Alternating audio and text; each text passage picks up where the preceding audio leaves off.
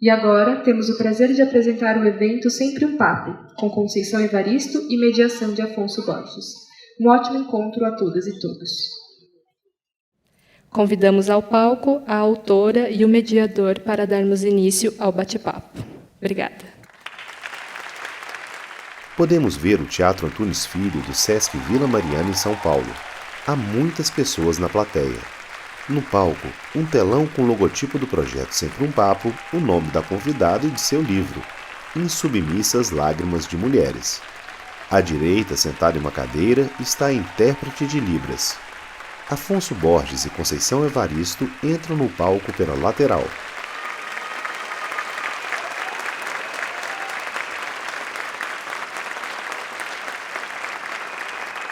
Ao centro temos duas poltronas e uma mesinha de apoio. Conceição senta-se na poltrona da direita e Afonso na da esquerda.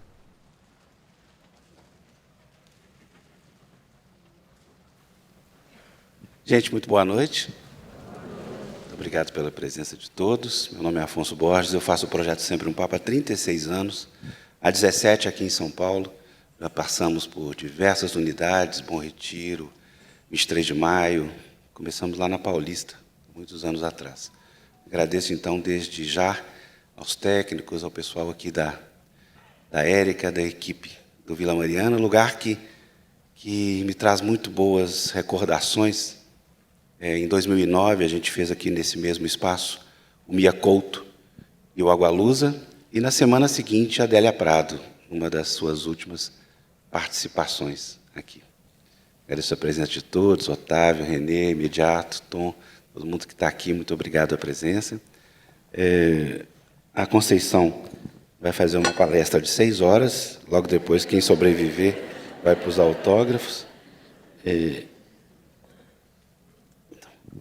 Boa noite, querida. Boa noite a todas, a todos e a todes. Aliás, eu vou inverter. Boa noite a todas, a todes e a todos. Melhor. Gente, hoje a gente faz o lançamento. Na verdade, o lançamento não, porque é um livro que já foi lançado, um livro de contos, Insubmissas Lágrimas de Mulheres, editado pela Malê. Mas é, na verdade, um motivo para a gente conversar sobre todos os assuntos. Em especial aqui, eu não sei se ela está aqui, mas eu queria só dar uma palavrinha muito carinhosa para a Marta. Marta está aí? Que dela? Ei, Marta. Marta, gente, em 1986, começou Sempre um Papo comigo lá em Belo Horizonte, lá no Cabaré Mineiro. Você lembra, Marta? Muito obrigado pela presença, viu? Querida, vamos começar não pela literatura, né, mas para se contar para a gente um pouquinho como é que você passou essa pandemia, como é que você está vendo essa coisa agora. É importante dizer que nós temos a honra de receber a Conceição no primeiro evento presencial que ela faz desde o início da pandemia.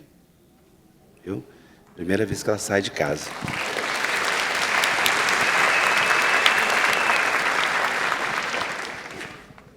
Bom, eu não sei nem como começar, porque eu perdi até o hábito de falar em público, né?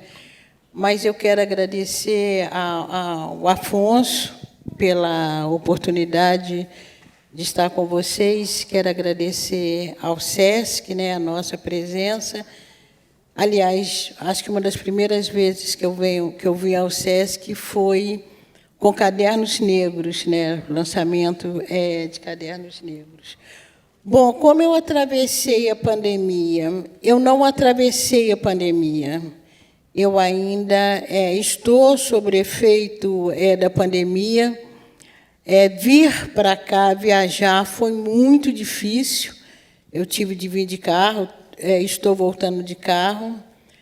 Eu sempre fui muito andeja, aliás, Minas a gente fala muito andeja, né? Sempre foi muito andeja, mas a pandemia me travou. Eu estou ainda travada, aliás, eu quero até aproveitar para pedir desculpa mesmo, porque quem já esteve em evento comigo, sabe que eu adoro conversar, falam que eu não dou autógrafo, que eu dou a consulta, porque eu quero ficar sabendo das histórias das pessoas, mas hoje eu estou presa e, por causa disso, eu vou reservar, não vou dar nem receber abraços, fotos também vão ser tiradas à distância. Vocês me desculpem a minha paranoia, mas isso eu acho que é uma das consequências quando a pandemia não causou a morte física, ela causou um outro tipo de adoecimento, né, que é esse temor, esse medo, né, o corpo do outro passou a representar perigo. Então, eu peço que vocês me desculpem, mas não vai ser possível ainda, tá? Quando eu digo que eu não atravessei a pandemia, primeiro que a pandemia, a primeira maldade, aliás, os últimos eventos nossos, antes de a gente entrar numa reclusão brava, foi justamente aqui em São Paulo. Nós ficamos 10... Quando que a gente voltou, Ludmila? 10 de março, a gente voltava, nós ficamos uns 15 dias aqui em São Paulo, fazendo uma série de eventos. 10 de março, nós voltamos para o Rio de Janeiro, e eu fiquei, literalmente, mais de 2 anos, praticamente, presa. E fui para Minas, escondi no meio do mato. Não adiantou muito, porque, quando eu voltei para o Rio de Janeiro, eu peguei a bendita Omicron, né? Então, bom, foi isso. Mas eu atravessei a pandemia, Afonso, sabendo que eu era velha. Eu não sabia que eu era velha. Quando a pandemia começou a dizer que o grupo de risco eram pessoas idosas, e aí eu descobri que eu estava no grupo de risco. Não é brincadeira, mas isso me causou um mal-estar, um drama existencial muito grande, que eu falei, agora não tem jeito, agora eu vou, né? E quem me conhece sabe que eu tenho uma menina de 40 anos, eu olhava para a minha menina e já não entendia mais nada, então foi muito doloroso, né, esse processo, e então eu não atravessei a pandemia, eu ainda estou atravessando a pandemia. Legal. Vamos fazer, então, uma breve apresentação do livro, para a gente partir para a conversa? Vamos. Bom, em Submissas Lágrimas de Mulheres, é até bom que hoje eu esteja aqui falando de Submissas Lágrimas de Mulheres, porque relembrar a escrita desse livro é me colocar outra vez em submissa, né? É saber que o fato da gente ser insubmisso, eu acho que porque nós somos insubmissas, é por isso que nós estamos aqui, né? Inclusive submissa ao medo, né? À tristeza. E quando eu escrevi em Submissas Lágrimas de Mulheres, talvez esse seja o livro mais pensado que eu tenho escrito.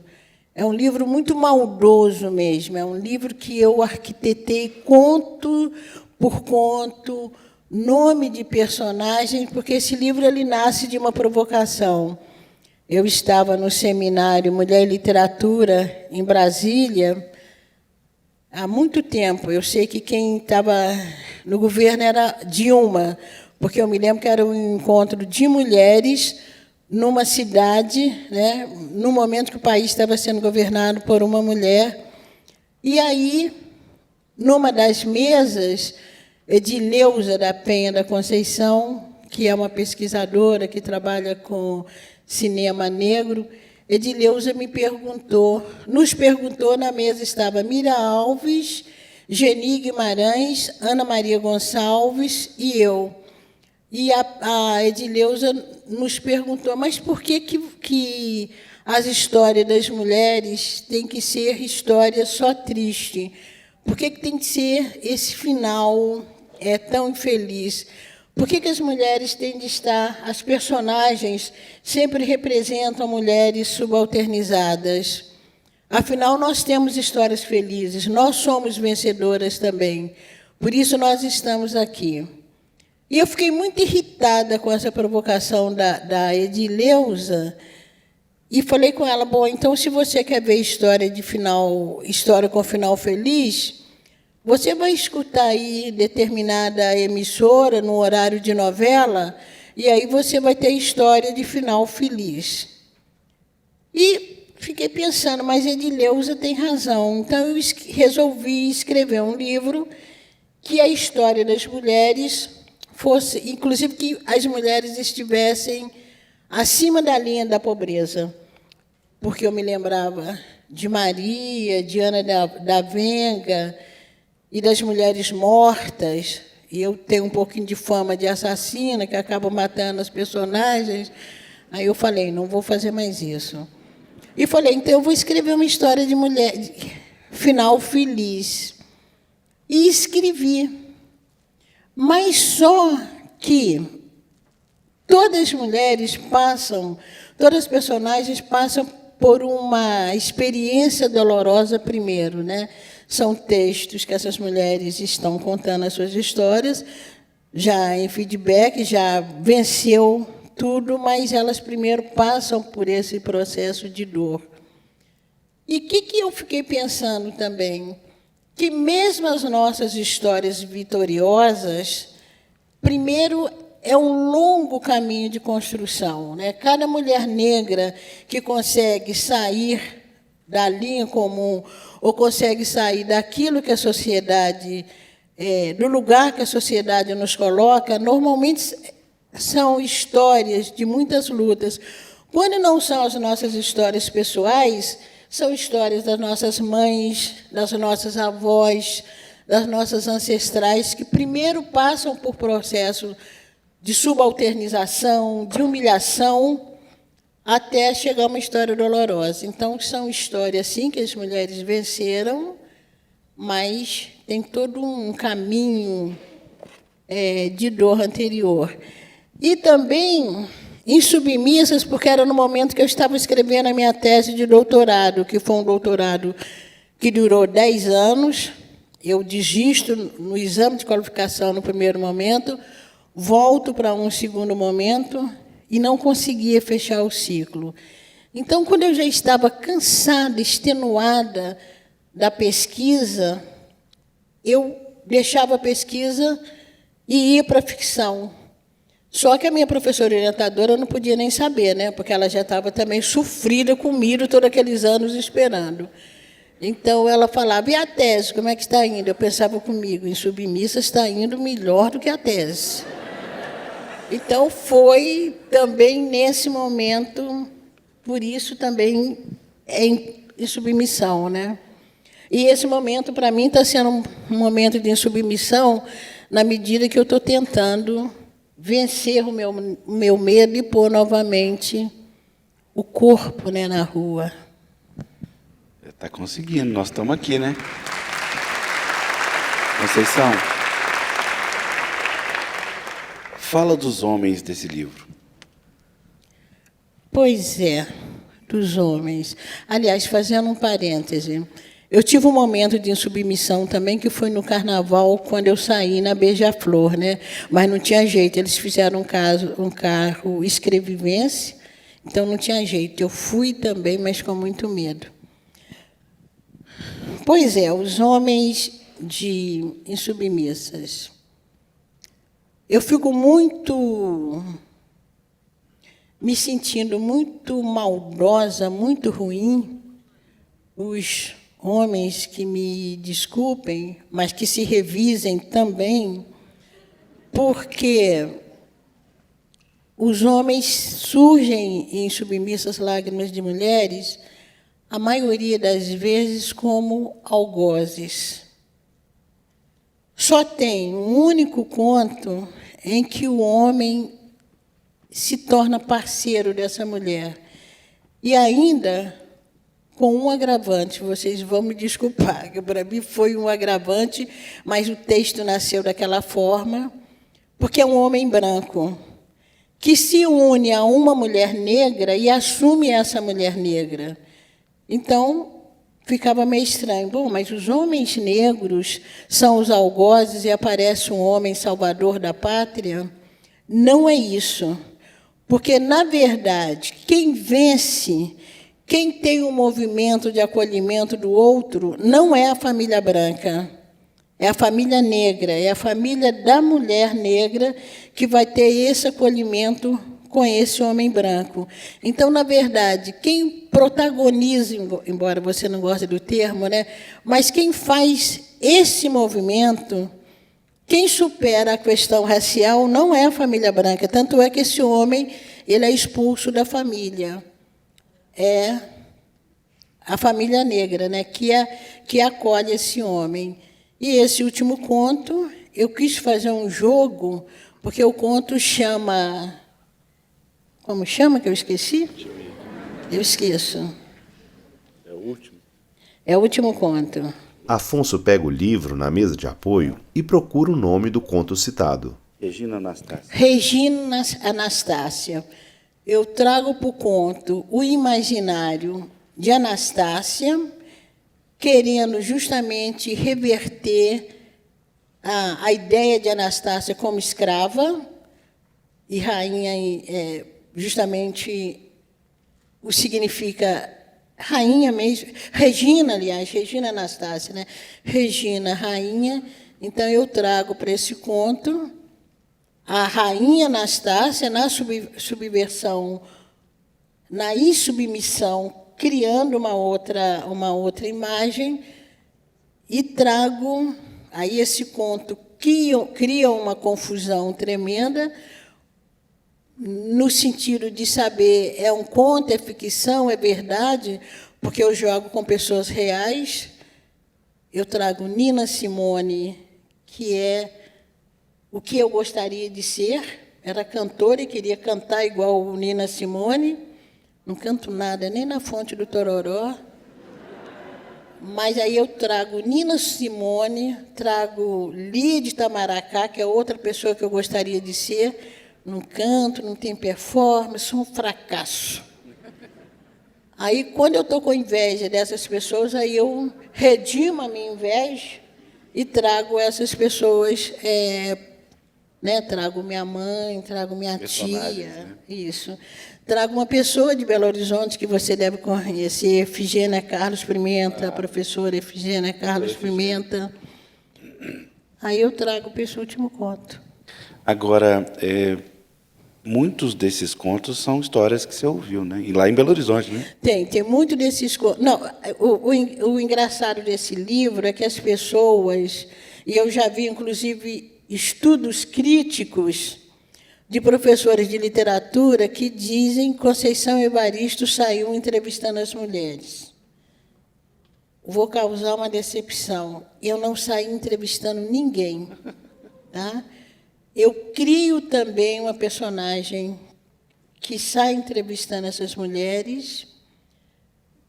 Quando eu falo que é um livro maldoso, eu confundo a pessoa autoral com a cidadã Conceição Evaristo e com a pessoa que sai fazendo essa reportagem.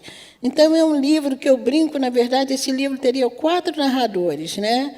A cidadã Conceição Evaristo, porque eu confundo as minhas histórias, eu chamo minha mãe para o texto, a entrevistadora que ela narra, e quando ela também cede a voz para a própria pessoa que ela está entrevistando. Então, é um livro cheio de mais, e que é baseado em muitas histórias mesmo que eu escutei, inclusive em Belo Horizonte. Eu vou retomar a história de mais de 40 anos atrás, como também vou tomar a história do dia a dia, de fatos que eu escutei muito na minha infância, e de outros que, de repente, nascem. Vocês são 3 ou 4 contos do seu livro. O homem fica com a mulher e, na hora que o menino nasce, dá linha, sendo que um até se mata, né?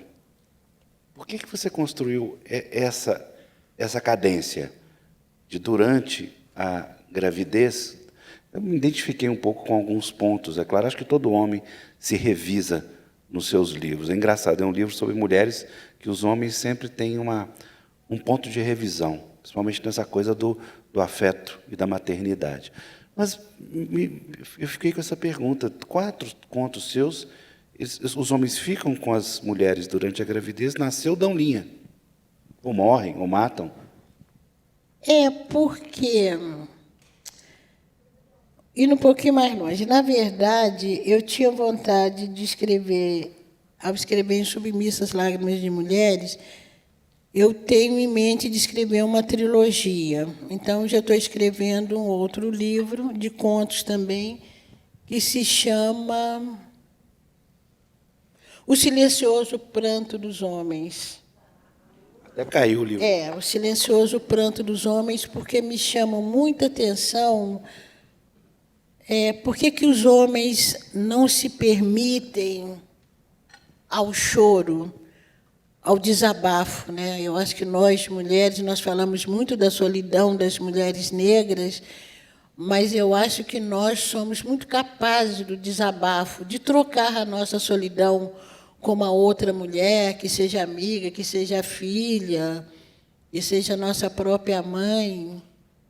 E os homens, eu acho que eles têm mais dificuldade de reconhecerem, inclusive, o próprio sofrimento. Então, eu estou pensando de escrever, já tem algumas coisas, O Silencioso Pranto dos Homens, e completaria a trilogia, eu escrever um conto sobre o sofrimento também, a solidão da adolescência, que eu acho que o jovem também ele tem, né? Aliás, nesse momento também da pandemia, a gente viu um número de meninos e meninas que desistem da vida. E como eu escutei algumas histórias de homens que marcam, né, a solidão abafada desses homens, a incapacidade, inclusive, de verbalizarem isso, e eu tenho uma amiga que o irmão dela, a mulher vai para o hospital ter o bebê, e enquanto a mulher está no hospital, esse homem se asfixia com gás, abre fogão e morre. E isso ficou muito na minha cabeça. O que levaria esse homem, no momento exato que ele gerou também uma vida, o que levou esse homem a esse desespero, né? Por que ele celebra o nascimento do filho com a morte? Então, escutando, quase todas as histórias são histórias, não são exatamente como eu escutei, mas eu falo muito. Na verdade, o escritor e a escritora, nós somos grandes fofoqueiros. Eu adoro saber da história dos outros. Adoro. Adoro. Às vezes a pessoa começa a me contar uma história, eu já fico assim, você já escreveu? Porque se você não escreveu, eu vou escrever. Mas só que a gente é chique, a gente não é fofoqueira, né? Não me chame de fofoqueiro, que eu não sou mesmo. Mas se você me contar alguma coisa, corre até o risco de eu comentar com outra pessoa, eu não vou falar o nome, para eu ver a reação da outra pessoa. Se a pessoa achar interessante, eu falo, então eu vou escrever mesmo. Entende? E aí eu escuto muitas histórias. História de o primeiro conto, né, da mulher que é violentada pelo próprio marido. Cansei de escutar histórias. Logo depois que teve neném. Logo depois teve neném, justamente. Cansei de escutar a história. Depois foi embora. E depois foi embora, né? Mas cansei de escutar a história de homens que têm os ciúmes doentio da mulher, inclusive logo que a mulher pare. Quando a mulher pare, o corpo dela ainda está naquele exercício de desgrudar, né, do corpo que ela gerou. Ainda confunde, o corpo dá banho do bebê, ainda confunde. Tem muitos homens que são incapazes de respeitar esse momento, né? Então, os homens, eles aparecem assim, mais para lá do que para cá, como dizia minha mãe, mas não estou dizendo que são todos, não. É muito mais o esforço mesmo de nós, mulheres, saber também em que terra os homens pisam. É um exercício também que a gente está ali educando o filho, está ali criando, e muitas vezes a gente tem 2 bebês. O neném que nasceu e aquele homem lá que regride também. E gente rindo de nervoso.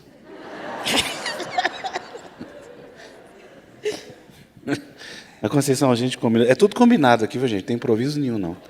A gente combinou de falar um pouco sobre a questão dessa palavra horrorosa que eu detesto, que é o protagonismo, na questão da literatura, que a gente ainda não chegou num consenso se pode chamar de negra ou não, né? Estamos discutindo disso. Fala um pouco sobre isso. Pois é, esse também, né, é um grande assunto, né, dá muito pano para a manga, né, essa discussão, se existe uma literatura negra, se existe uma literatura de mulher. Bom, eu aqui não vou pensar, eu sei que o CUT daqui de São Paulo, ele defende, né, o termo de literatura negro-brasileira, mas eu não vou entrar no mérito agora da distinção, não. Eu posso dizer literatura negro-brasileira, como eu posso dizer literatura afro-brasileira, mas o que eu quero dizer é o seguinte, que, para mim, existe, sim, textos textos criados e lidos também, a partir de uma subjetividade, por exemplo, a partir da subjetividade das mulheres, a partir da subjetividade do sujeito negro, da mulher negra. Eu acredito, principalmente quando a gente pensa que a arte é um lugar também onde você deságua a sua subjetividade, né? Onde você deságua a sua consciência e a sua inconsciência. Então, eu acho que um texto criado a partir da minha experiência como mulher negra, a partir a minha subjetividade, primeiro que as subjetividades são diferenciadas, mas, por exemplo, o que me formou é muito diferente do que te formou, né? Enquanto você foi criado, foi formado como um menino branco, né? De classe média, não precisa nem de ser de classe média alta, mas sei lá, mas de classe média dentro de Belo Horizonte. Então, as suas possibilidades e as suas interdições a partir da sua família te deu uma outra experiência que é totalmente diferente da minha, criada enquanto menina negra numa favela de Belo Horizonte, A sua maneira de se colocar no mundo, a sua maneira, inclusive, de conceber o texto, de escolher o que você quer escrever, de escolher o próprio vocabulário, isso tudo está muito ligado àquilo que você é, àquilo que te formou. Enquanto eu me lembro que está naquele livro Escrevivência, uma das perguntas que a professora Constância Duarte me faz, dizendo até de um texto de Clarice Lispector, e Clarice Lispector diz que escrever para ela é mais ou menos isso, é uma maneira de dominar o mundo. E aí a professora Constância me pergunta sobre isso. Eu disse para ela, eu não diria que escrever para mim é uma maneira de dominar o mundo, porque dominar, o sentido que essa palavra tem para mim, inexiste, porque eu nunca tive uma experiência de dominação. Então, semanticamente, eu já não diria que escrever para mim era uma maneira de dominar o mundo, né? Porque eu não tenho essa experiência de dominar nada.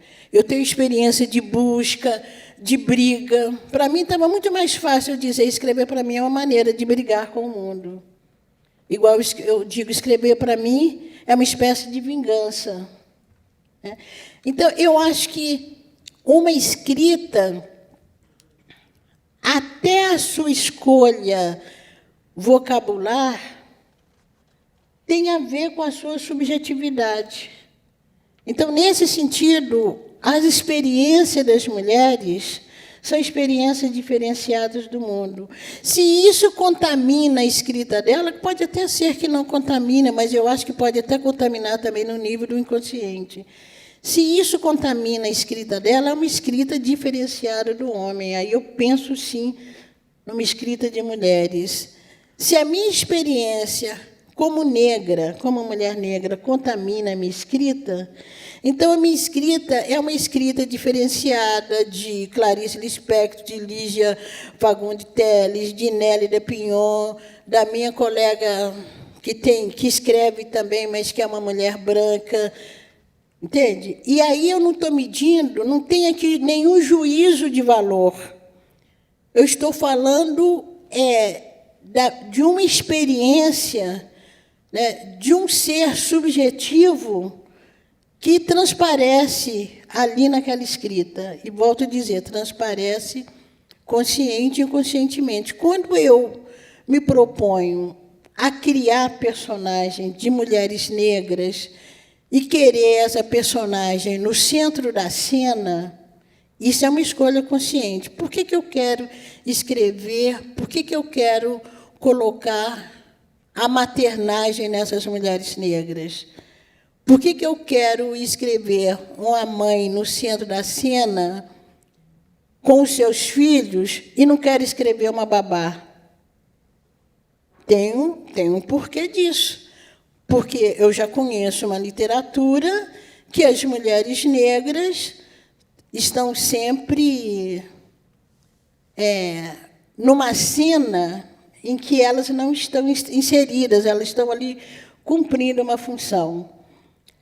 Então, Afonso, se tudo isso perpassa por uma escrita, o meu texto ele vai soar diferente de um texto, por exemplo, um texto que você cria até sobre o mesmo assunto, ou de um texto que uma outra mulher branca cria sobre o mesmo assunto. E, repito, não é juízo de valor, não é qual texto é mais bonito, não é nada disso, né? Qual texto que esteticamente corresponde, por exemplo, a um crítico famoso aí que cismou que aquilo é ou não é literatura. Não é nada disso que eu estou falando. Eu estou falando da escolha do lugar social, da experiência de gênero, da experiência social que essa autoria experimenta. Então, para mim, tem uma escrita de mulher, tem uma escrita de negro, tem uma escrita de mulheres negras, como tem uma escrita indígena, como tem uma escrita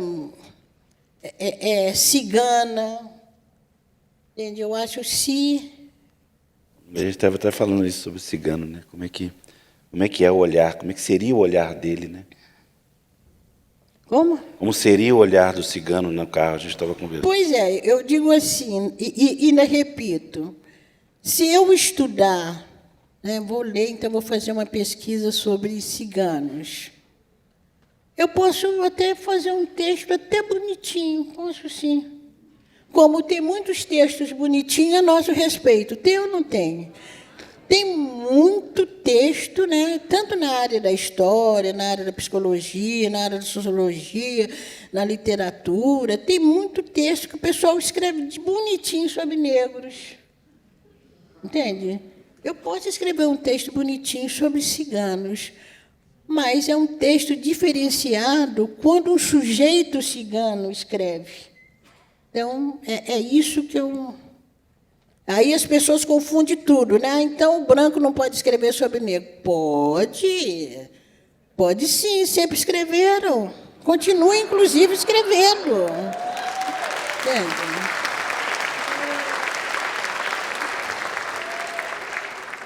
mas que também nem nos permita, porque permitindo ou não, nós vamos escrever, né? Nem nos permita, mas que não venham, então, também com juízo de valor, né? Desmerecer, inclusive, não ter competência crítica para lidar com nossos textos. Porque, muitas vezes, nós estamos falando A e a crítica é tão metida que ela diz, lá, estão falando B. Não é nada disso que a gente está falando.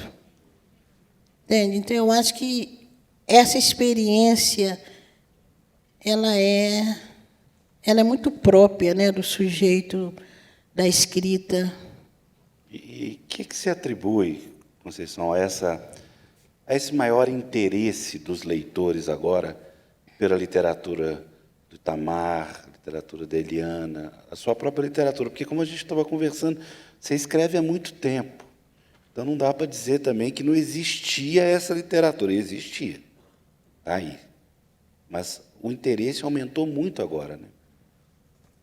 Virginia, dá vontade de ser ruim.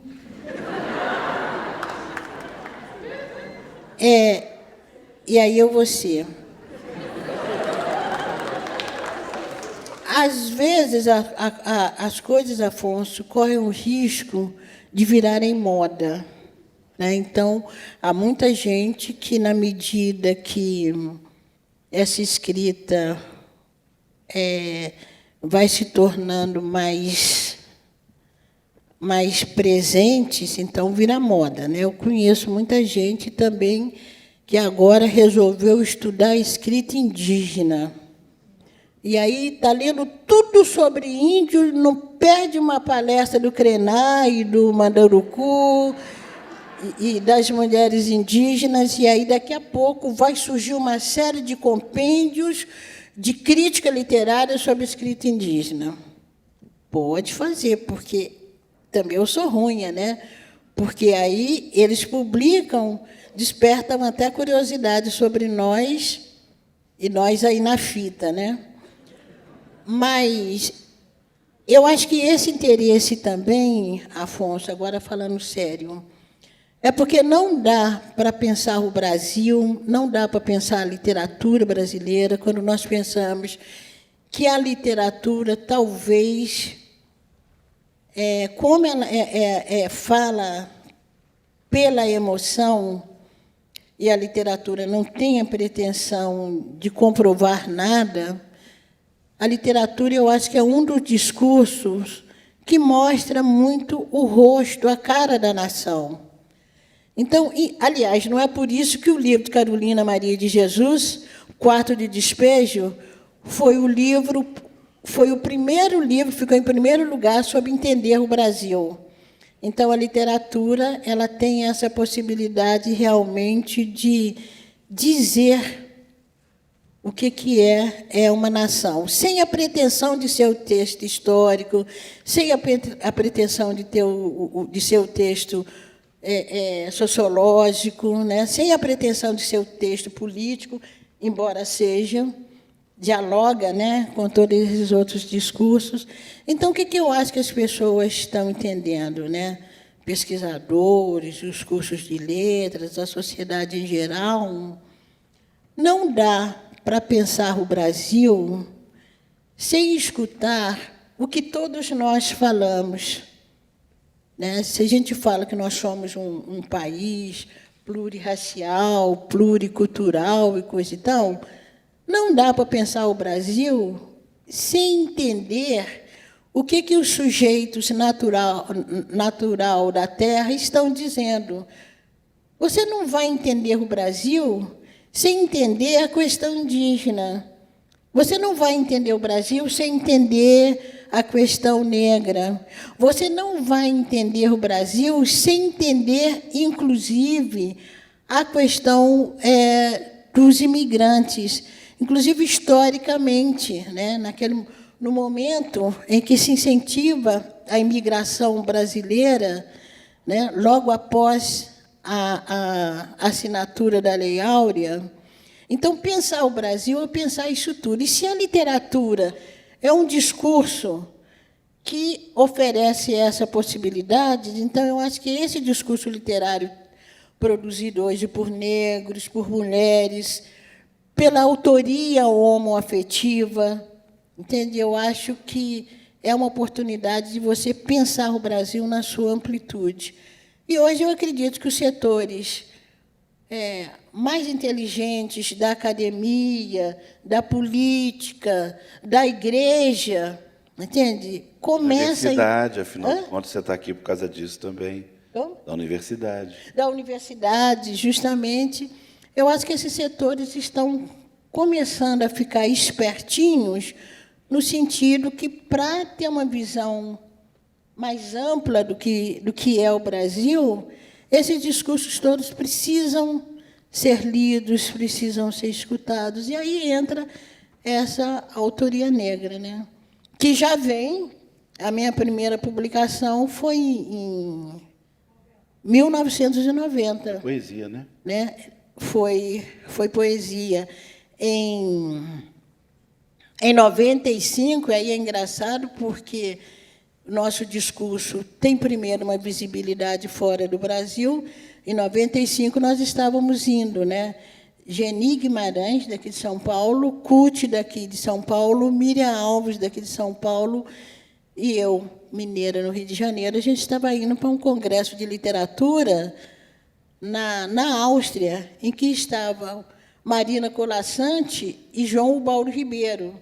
E o mais interessante é o seguinte, que quando nós voltamos, isso eu estou falando em 95, eu estava ainda no mestrado na PUC, quando nós voltamos desse seminário, ficamos no mesmo hotel que Marina Colasanti e João Ubaldo Ribeiro. Quando nós voltamos, a imprensa falou desse seminário não, era um festival, falou desse festival, falou dos escritores que tinham lido, não saiu uma nota sobre os escritores negros. Então, tem alguma coisa que não passa só pelo texto literário, né? Vamos falar de poesia, não poderia deixar de te pedir essa palavra, primeiro, que eu adoro os seus poemas, né? Eu leio sempre. E como é que isso perpassa na sua criação?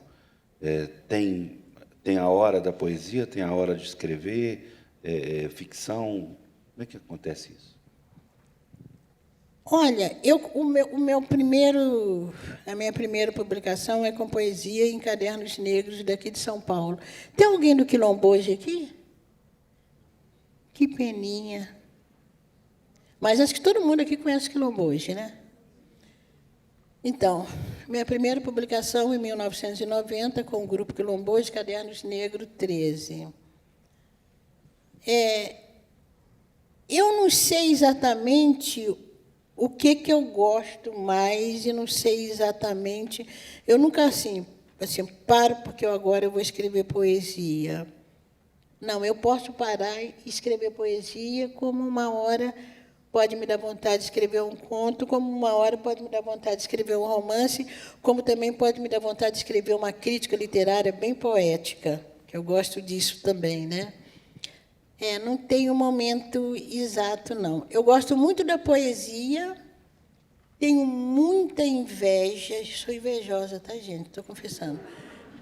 E não tem nada de inveja branca, não, tá? Porque eu sou preta, então, negócio aí, tá? Aliás, Deus que me livre da inveja branca. Deus que me livre.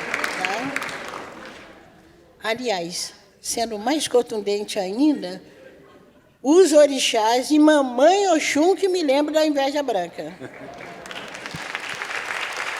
Então, aí eu tenho inveja de quem faz, que em poucos versos consegue derrubar a gente com um poema. É muito bonito, eu gosto muito. Mas também eu gosto muito da contação do caso, né? O conto, né? Você vai, o que vai acontecer depois? Eu gosto muito disso também, como eu gosto muito do romance, né? Você vai contando, para um pouquinho, mete uma outra história no meio, quando você pensa que está falando um personagem, o outro se intromete, porque é o lugar dele.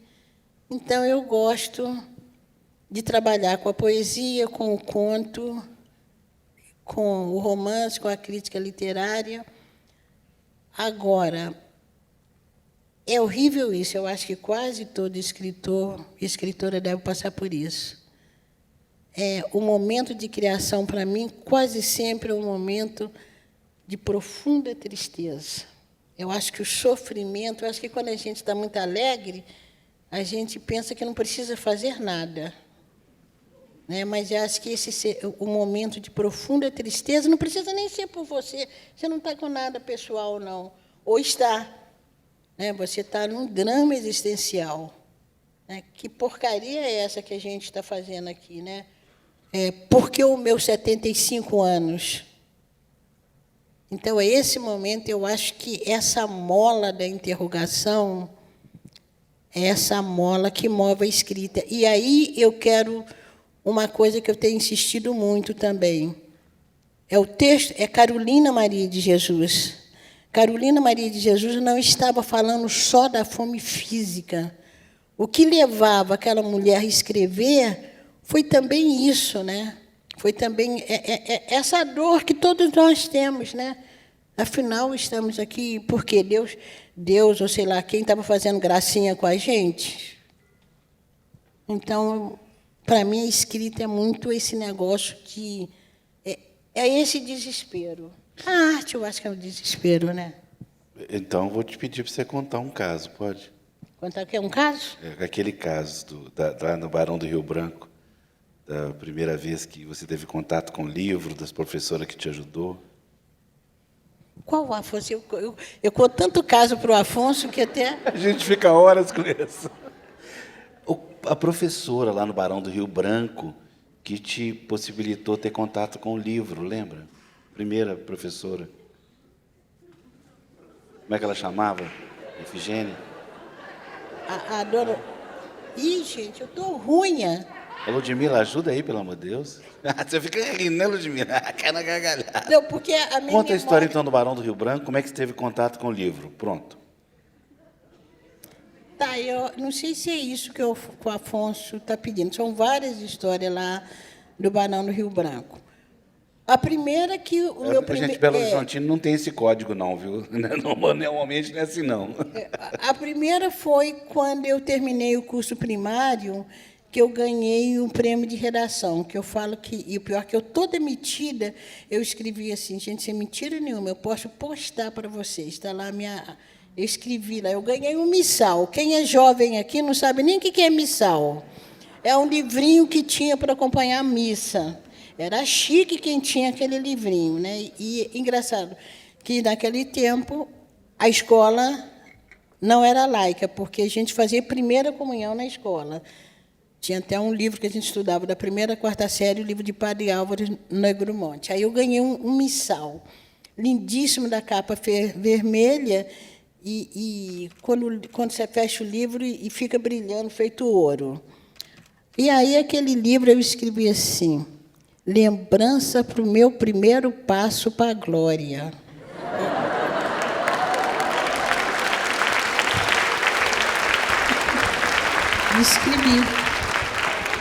Escrevi isso. E foi um prêmio de redação. O título da redação era Por que me orgulho de ser brasileira? Era uma ideia ufanista dos anos 50, eu sou de 46, então a educação era a educação que tinha nesse propósito ufanista de despertar nos educandos esse amor pela pátria e coisa e tal. Gente, era uma redação tão bonitinha.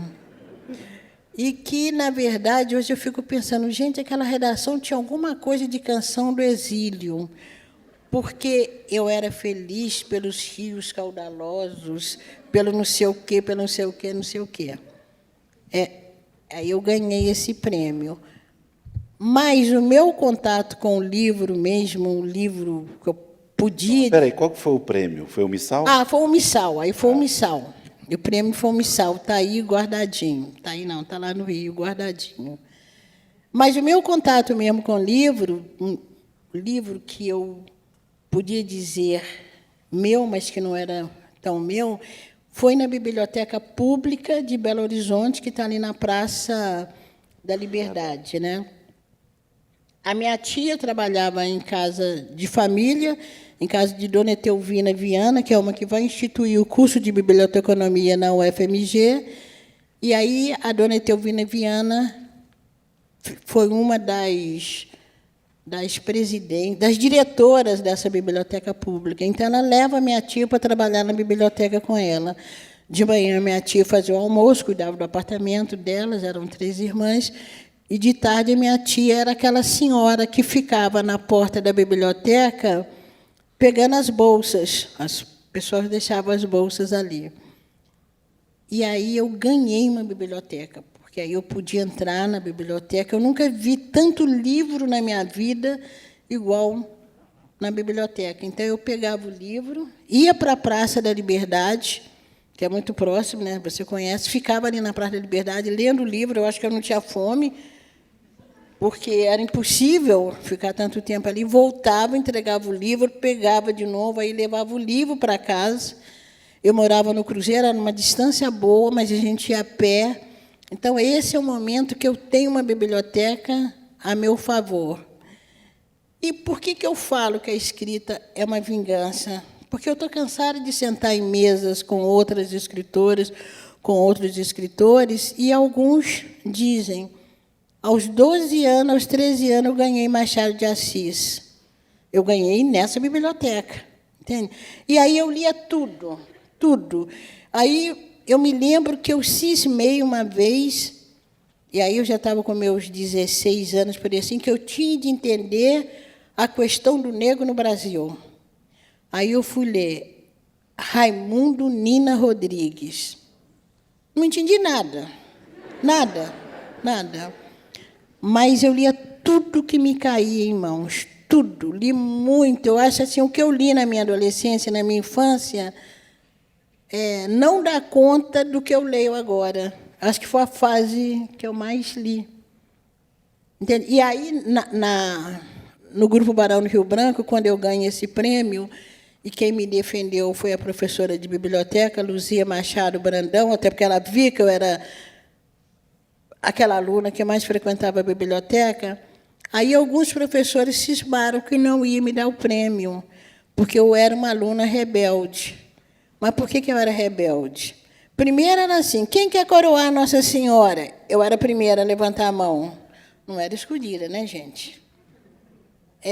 Quem quer ler não sei o quê? Eu era a primeira. E aí, quando eu não era escolhida, eu reclamava, pelo menos eu resmungava.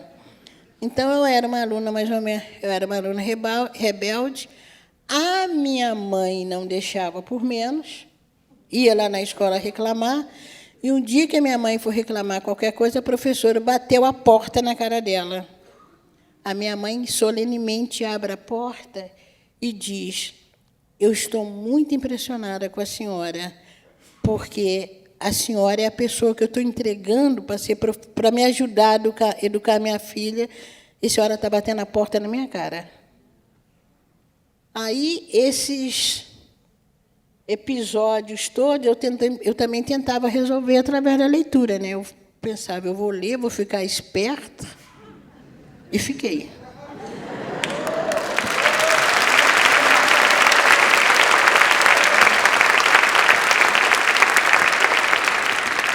Não muito, né? Podia ter ficado mais, mas acho que deu para o gasto. Está dando para o gasto, né?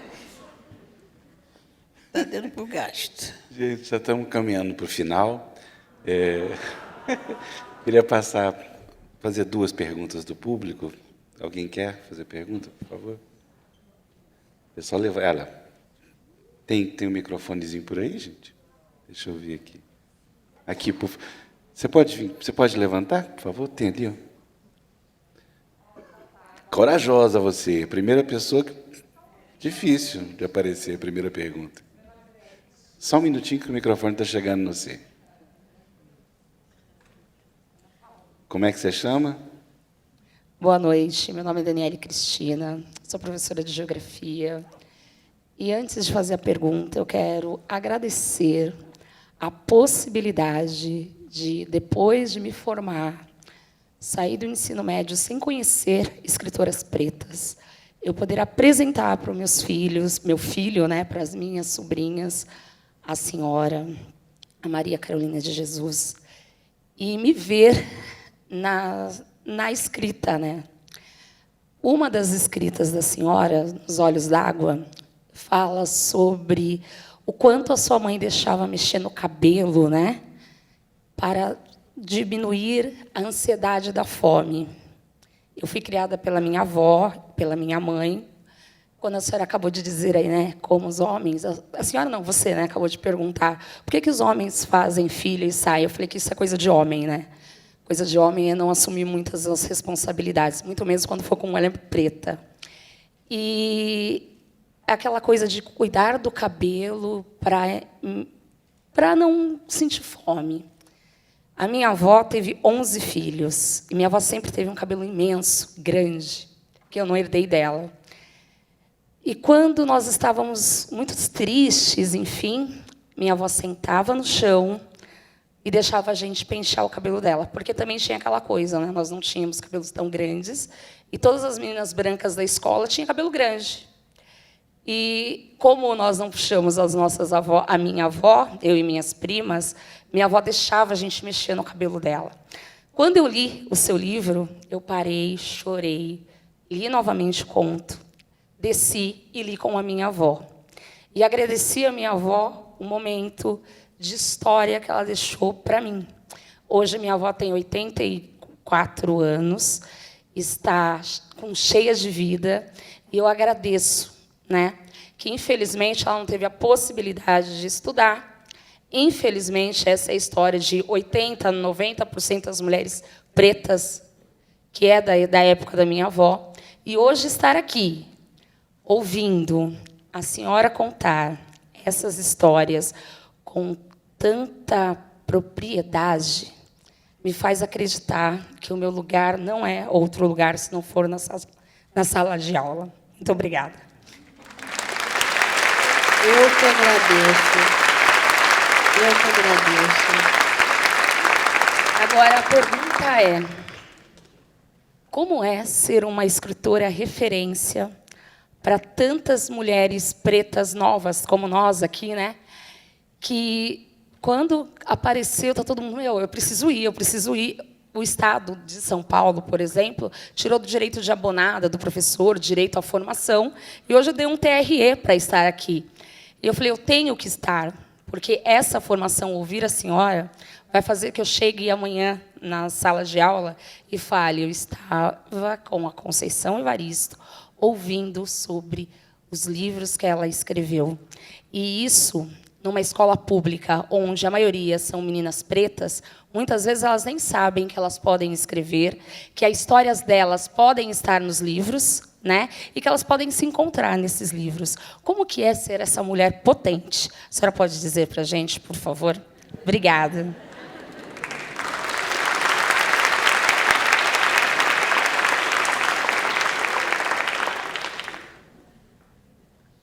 Como é teu nome?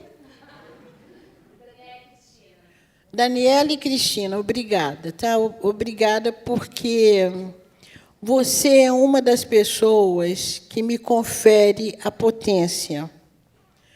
Porque nós, não vou dizer nós, porque também eu não quero generalizar, mas para muitas pessoas negras, o nosso crescimento, a nossa autoconfiança, a nossa potencialidade, ela só existe porque nós estamos em grupo. Isso eu não quero dizer que as pessoas, isoladamente, não possam fazer sua carreira, não. Podem, sim. Muitas fazem.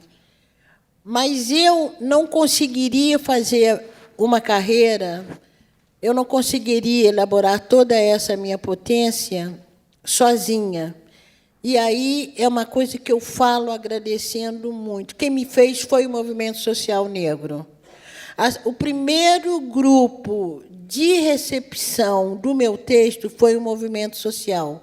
Não estou falando que precisa, que é aquele que é filiado de carteirinha, não é isso, não. Foram pessoas do movimento social negro, pessoas que absorveram o discurso do movimento social negro. E aí partiam para a pesquisa, para a procura de escritores e de escritoras negras, para as discussões.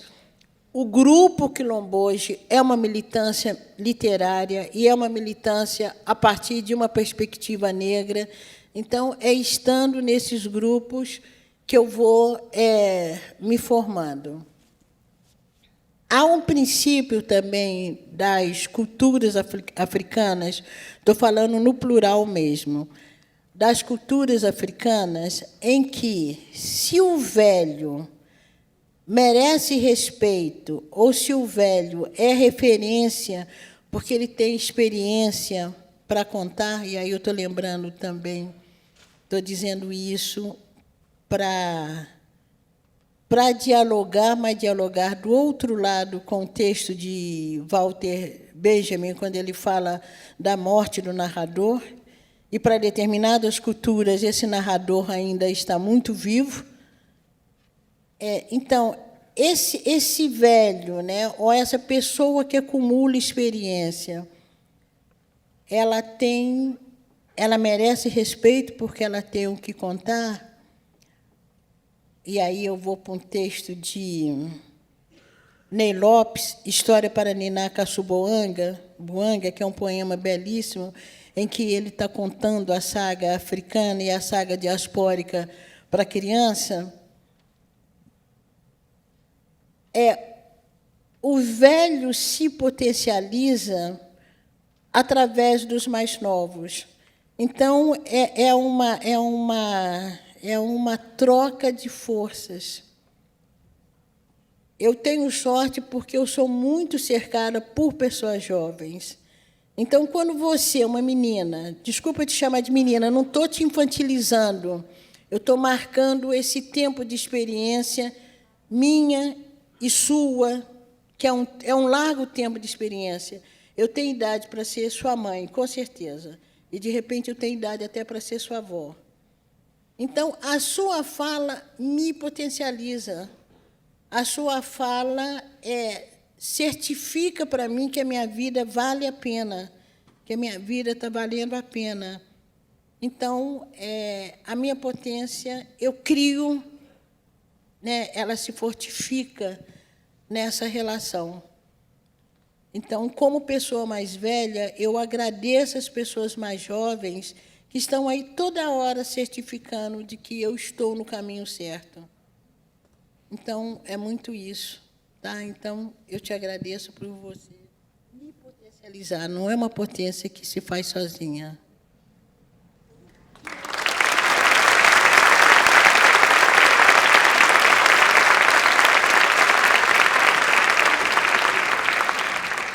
Chora mesmo, que eu também chorei. Boa noite, como é que você chama? Boa noite, Conceição. Boa noite, Afonso. Eu me chamo Érica. Eu estou nervosa. Ano passado, no auge da pandemia, eu e umas amigas, a gente criou um grupo de leitura só com mulheres. E um dos livros foi Olhos d'Água.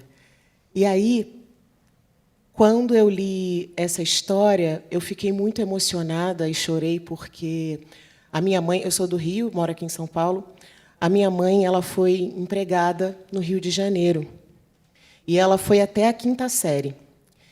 E aí, quando eu acabei de ler, e aquela frase, de que cor eram os olhos de minha mãe, eu chorei muito, porque eu não me lembrava, eu não sei. Quando ela morreu, eu tinha 4 anos de idade. E aí eu fiquei pensando muito, nossa, as crianças que ela criou se lembravam, e eu não. Eu não tive essa oportunidade. E aí, todos os contos, todo esse livro me marcou profundamente, porque tinham cenas que eu lembrava das minhas tias, né, de levar as comidas para da patroa para os filhos e tal, enfim. E hoje eu estou passando por um processo delicado, que é o processo do mestrado. E quando você falou do mestrado, eu pensei, nossa, é tudo muito parecido, né? Quando a gente está no processo de escrever e tal. E me tocou muito essa parte que você falou a respeito da gente escrever, mas não com... A gente escrever com um olhar, com o nosso olhar, né? O olhar de uma mulher negra. E, às vezes, é muito difícil, porque para a sociedade está tudo dado, né? E, para a gente se questiona, será que eu sei ler? Será que eu sei escrever? Será que eu consigo? E eu estou agora numa reta muito final. E eu recebi o convite da minha amiga para vir hoje, e eu falei, ai, amiga, eu acho que eu não vou, porque eu preciso ler, eu preciso escrever. E quem está no processo acadêmico se sente muito culpado. Só que, assim, que bom que eu vim aqui, porque como é que eu poderia perder Conceição Evaristo? Como é que eu não poderia ter vindo aqui? E você falou dessa coisa de se potencializar, né? A gente também se potencializa muito com você. Então, vir aqui hoje é uma grande potência e um incentivo para eu continuar essa escrita que está tão delicada, porque eu vou falar de afeto. E, na verdade, eu não tenho nenhuma pergunta, é só um agradecimento. Obrigado. É isso. Obrigada. Obrigada. Lá de cá agora, ponta esquerda aqui. Ponta esquerda, uma pergunta, por favor. Então, vamos nos afetar, né, gente? Vamos falar de afeto, vamos nos afetar, né?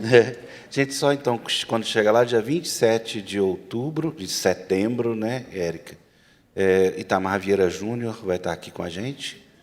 Está falando sobre um tema. Ele passou o tema hoje para mim, eu achei hiper legal. Qual que é o tema? Deixa eu pegar aqui.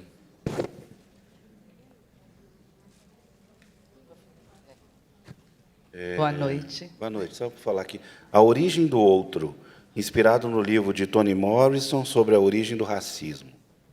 Legal.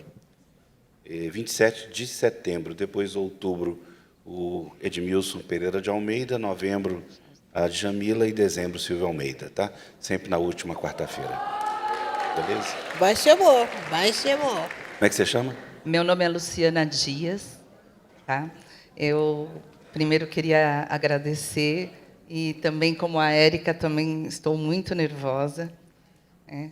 Sou filha também de uma empregada doméstica, né? Ou escrava doméstica, porque minha mãe trabalhava de domingo a domingo e tinha 2 horas de folga no domingo à tarde para conversar com outras empregadas.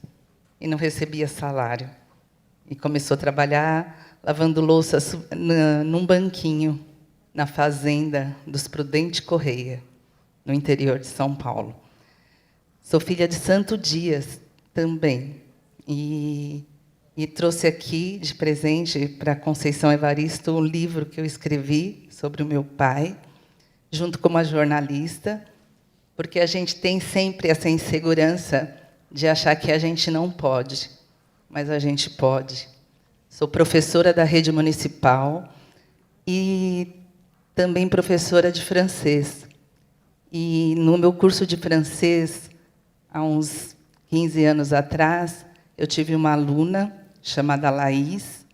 Ela estava na 6ª série, 7º ano, e ela continuou o ensino fundamental, terminou o ensino médio numa escola pública, fez cursinho, não entrou na universidade pública e foi trabalhar numa loja de bolinhos, de cupcake.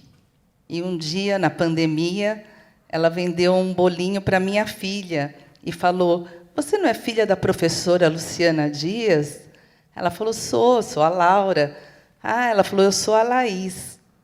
E eu falei: "Laís, você entrou na faculdade?" Ela falou: "Não, professora, eu desisti. Não é para mim." E eu falei: "Não, você vai tentar a Unesp, porque abriu as inscrições." Aí minha filha falou: "Não, tenta a Unesp." E ela tentou. E ela falou: "Professora, eu era a única estudante negra na sala prestando vestibular." E o dia que ela foi aprovada, ela ligou para mim e falou: professora, eu entrei na Unesp o ano passado. E ela falou: eu estou velha, eu tenho 23 anos. E aí eu falei: você não está velha, esse é o seu lugar. Ela entrou na sala de aula na Unesp o ano passado e ela falou: não tenho ainda o certificado. Foi para a escola, conseguiu o certificado, fez tudo pelo celular. Ela não tinha nenhum computador para acompanhar as aulas. Aí eu fiz uma vaquinha, juntei com alguns outros professores, e nós conseguimos dar um computador de presente para Laís. Hoje ela está no 2º ano de letras, escolheu o francês como língua estrangeira, e ela falou: professora, eu conheci um livro, Olhos d'Água, da Conceição Evaristo, e é o meu projeto de iniciação científica. E ela vai... ela não pôde estar aqui, porque ela está morando na Unesp, lá em Assis, e ela me ligou a semana passada para dar outra notícia. Além de ela ter o projeto de iniciação científica, ela conseguiu a bolsa da CAPES. E ela me ligou chorando e falou: professora, eu vou começar com a Conceição Evaristo na iniciação científica e eu vou fazer um mestrado sobre a Conceição Evaristo, sobre Olhos d'Água. Então, o quanto você influenciou o trabalho de uma menina, né? E o quanto ela está crescendo, e ela pediu para que eu falasse isso para você. Eu trouxe Olhos d'Água aqui, se você pudesse autografar para a Laís, porque é uma menina assim, filha de doméstica, de mãe solo, né, da periferia da Zona Sul aqui de São Paulo, lá do Parque Santo Antônio, onde eu trabalhei 27 anos numa escola pública. E eu sei que, além da Laís, ela vai voltar, porque a todo tempo eu falo: esse é o seu lugar, é o espaço que você conquistou. Ela já sofreu racismo no dia de visitar a universidade, disse que chorou a tarde inteira, mas eu falei: esse é o seu lugar, não desista. Muito obrigado. Muito obrigada, Conceição Evaristo, por você existir.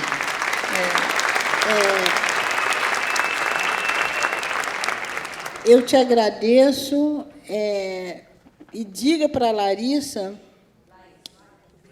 Laís, né, que Olhos d'Água já está traduzido para o francês. E se ela... Qual outro, Lúcio, em francês? Olhos d'Água, Becos da Memória, Poemas da Recordação, porque se ela quiser também até trabalhar, inclusive, a tradução, né? Mas que bom, mas o tempo todo nós precisamos desse discurso, porque a gente precisa de convencer que é o nosso lugar. Porque fizeram tudo para dizer que esse lugar não era o nosso. Então, a gente... E você que estava dizendo do seu mestrado, né, a Érica, como é difícil, né, a nossa... Quer dizer, eu acho que a universidade, uma pesquisa acadêmica, ela já começa exigindo uma outra linguagem. E a gente não crer que a nossa linguagem não é vista como uma linguagem acadêmica, né? A nossa experiência linguística, às vezes, diverge muito da linguagem que a academia prega, né? E por que eu estou dizendo isso? Ah, tá, porque eu estou indo agora para a cátedra da USP. Aliás, dia 25, quem quiser acompanhar a minha posse, tá? Vou ficar... dia 5. Ainda bem que a Ludmila está ali. Dia 5 agora de setembro. E aí, uma das coisas que a gente vai pensar muito é como as classes populares, como nós nos apropriamos da língua portuguesa. E já começa até discutindo isso com professores no curso em setembro. Vocês acompanhem a cátedra Olavo Setúbal, da USP, que aí tem toda uma programação. Mas que bom que você fez e continua fazendo. Eu acho que o professor ele tem esse papel, né, de convencimento, e realmente a gente se imbuir desse direito, dessa certeza que esse lugar é o nosso, que todos os lugares são nossos lugares, é muito difícil. A gente sabe muito bem o que essa menina passa. Conceição, Oi. vamos fazer a última pergunta, mas o pessoal pediu para fazer lá de cima do balcão, tá? Para mim variar. Eu não estou vendo ninguém. Cadê o pessoal do balcão que está em cima? Onde? Ah, apareceu ali. Onde? Ah, legal. Cadê o microfone para a pessoa? O pessoal subiu. Ah, ali está ali o microfone. E quem quer falar, fazer a pergunta? Ninguém? Não, parece que a menina suspendeu lá. Não, mas não é aí, não, é lá em cima, de balcão. Balcão. Ah, tá, eu estou olhando lá em cima, Afonso. É isso que eu estou falando. Não, ninguém quer fazer aí, não? Então, desculpa. Espera aí. Ah, finalmente. É só para democratizar as perguntas, porque tem que fazer uma lá de cima. Boa noite, como é que você chama? Que eu não estou te Olá. ouvindo, eu não estou te vendo. Eu sou a Rosa Rosar, eu estou te vendo. Beleza. Isso é bom. Nada. Boa noite, Conceição. Boa noite, Afonso. Boa noite. Conceição, eu sou a Rosa Rosar, sou atriz, sou cantora, bailarina. Minha vida inteira a arte me salvou. Hoje eu faço uma pesquisa profunda, comprei todos os seus livros e o ano que vem apresento um monólogo falando sobre Conceição Evaristo. Nossa, que chique, gente. Obrigada. Depois você fala com a Ludmila, minha assessora que está aqui. Agora, deixa eu te contar uma coisa. Você já começa me irritando. Ah, porque eu canto, coisa e tal, danço. Eu não faço nada disso. Ai, que chato. Eu não vou precisar falar com a Ludmila, porque meu coração quase parou. Eu ganhei uma senha para ir assinar o meu livro com você. Então, você vai me ver de perto.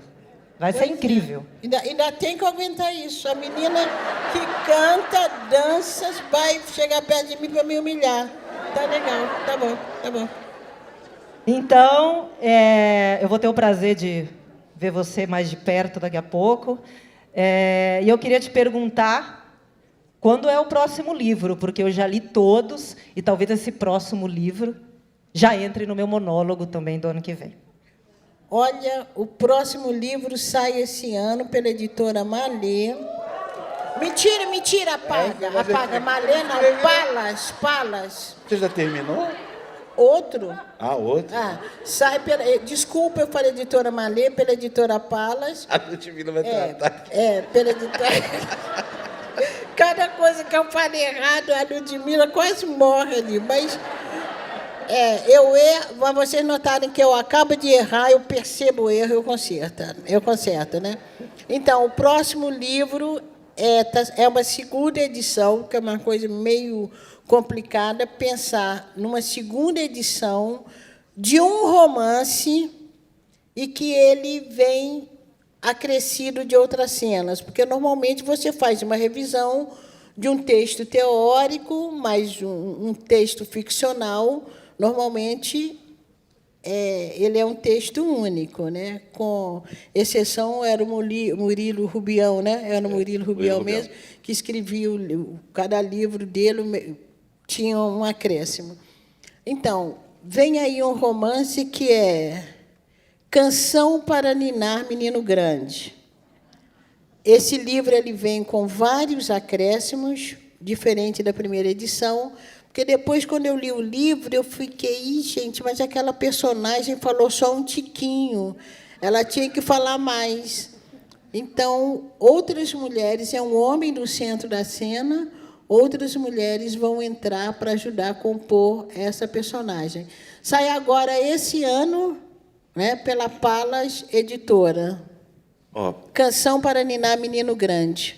Maravilha. Bem, em primeiro lugar, eu queria agradecer as tradutoras do Casal Tradutor de Libras. Muito obrigado.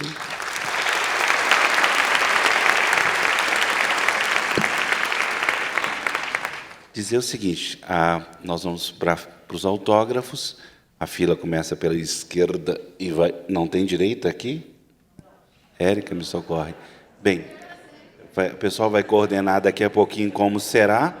A Conceição vai um pouquinho só lá no camarim e, quando a mesa estiver posta, a gente volta. Muito obrigado.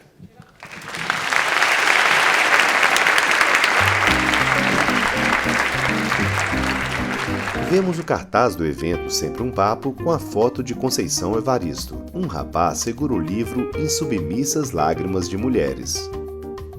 Conceição Evaristo está sentada numa mesa no palco e autografa vários livros enquanto o público aguarda em uma fila na plateia. Uma mulher manda um beijo para a autora, outra bate uma foto com o celular e uma jovem segura o livro e aguarda sua vez na fila.